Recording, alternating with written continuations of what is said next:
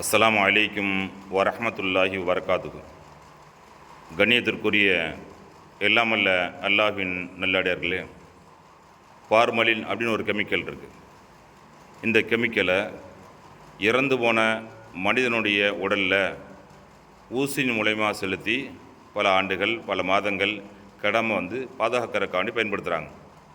அதே மாதிரி செத்துப்போன சில உயிரினங்கள் அதனுடைய மாதிரிகள் தேவைப்படுது அப்படின்னா அந்த உயிரினங்களுடைய உடல்லையும் இந்த பார்மலின் அப்படிங்கிற கெமிக்கலை செலுத்தி அதை பல ஆண்டுகள் கெடாமல் பாதுகாக்கிறாங்க.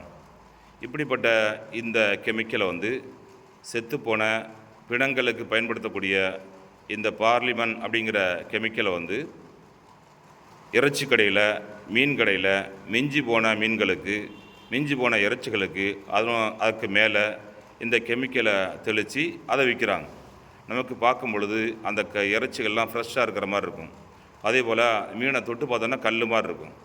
இப்போ இந்த மாதிரி கெமிக்கல் கலக்கப்பட்ட இந்த உணவுகளை சாப்பிடும் பொழுது சிறுநீரகம், கல்லீரல் உள்ளிட்ட எல்லா உறுப்புகளும் பாதிக்கப்பட்டிருக்கு. இந்த கெமிக்கல் தான் பெரிய காரணமாக இருக்குது என்று ஆய்வுகள், மருத்துவ குறிப்புகள் சொல்லி காட்டுகின்றது. அதனால் இந்த மாதிரி உணவுகள்லாம் வாங்கி சாப்பிட்ற விட்டும் தவிர்த்து கொள்ள வேண்டும். அல்லாஹ் திருமறையிலே சொல்லி காட்டுவான், குலு மினத் தய்யிபாத்தி வஅமலு சாலிஹன், நல்ல உணவுகளை சாப்பிடுங்கள், நல்ல அமல்களை செய்யுங்கள் என்று அல்லாஹ் சொல்கின்றான். நாம் செய்கின்ற அமல்களுக்கும் நாம் சாப்பிடுகின்ற சாப்பாடுகளுக்கும் தொடர்புண்டு. நல்ல உணவுகளை சாப்பிட்டா தான் நல்ல உணர்வுகள் ஏற்படும். நல்ல உணர்வுகள் ஏற்பட்டால் தான் மனுஷன் நல்ல அமல்களை செய்வான். அதனால் நல்ல உணவுகளை சாப்பிட்டு நல்ல அமல்களை செய்யுங்கள். எல்லாம் வல்ல அல்லாஹ் நம்முடைய உடல் ஆரோக்கியத்தில் மென்மேலும் பரக்கச் செய்வானாக. அஸ்ஸலாமு அலைக்கும் வரஹ்மத்துல்லாஹி வபரகாத்துஹு.